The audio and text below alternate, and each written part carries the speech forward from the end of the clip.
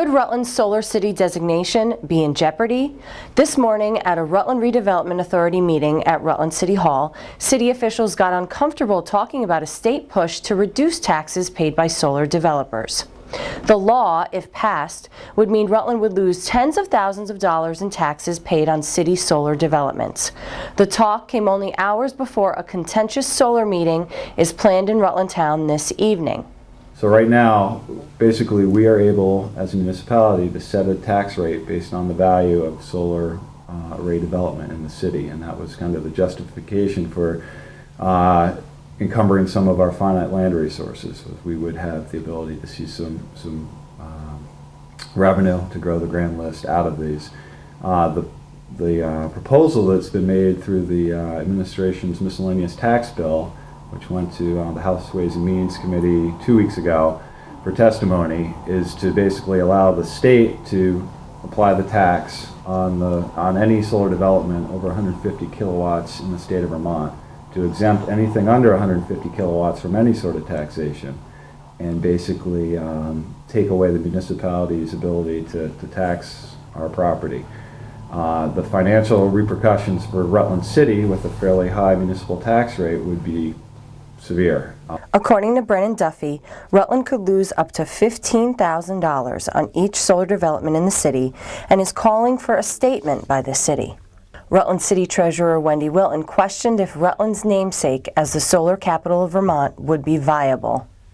If you look at alternative energy sources, the amount you need to get to produce this energy to make it viable is quite expensive compared to the energy landscape in general right now. I mean, I don't know if this changes 20 years from now. It might. But it's really interesting to me that all kinds of incentives need to be rolled into it to even make it happen.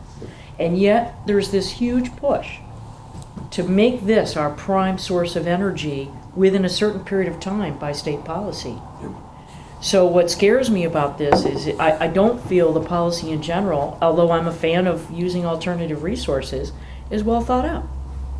Because, you know, it just costs so much to do this, and the return isn't really there. I mean, you're talking from a business plan perspective. The return wasn't there without the incentives. Right. Whether it's a higher rate from Green Mountain Power or it's less taxation from the municipal level. Right. So, you know, it does cause me concern. And it makes me think natural gas is looking better and better every day. That seems to me a greater opportunity for us for our energy future with some of these other things in conjunction. And just, it's clear to me. I mean, and the cost pressure that's there for manufacturers and large energy users like the city of Rutland, like the hospital, for us to be paying these huge energy rates which just get passed on to everybody else, is really a concern for our future. Yeah, I mean, it's just, I mean, I just step back, and that's just what occurs to me about this whole thing. I'm not so sure that being the solar capital is really going to pan out for us. Alderman Will Knott, also a member of the RRA, said the city should support solar but not on prime real estate, and he said some taxes are better than no taxes at all. Yeah, this is, and I think the back and forth discussion at the board demonstrated this. This is really a mixed bag, because on the one hand, we want as much tax revenue as we can get. It's to the benefit of every Rutland City resident to grow our grand list and take pressure off individual property owners. You know, on the flip side of that, however, do we want to scare away potential developers and receive no tax money?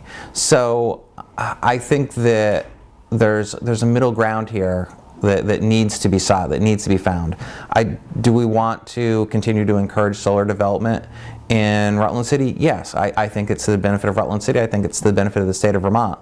Is that our end-all be-all? No, which is why I am glad to see, you know, we're moving forward on trying to get the natural gas pipeline down to Rutland.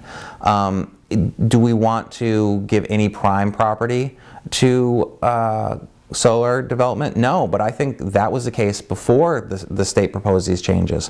When we look at the land we have used for solar development, you know, the Poor Farm area, which was not utilized, the landfill, which couldn't be utilized for anything else.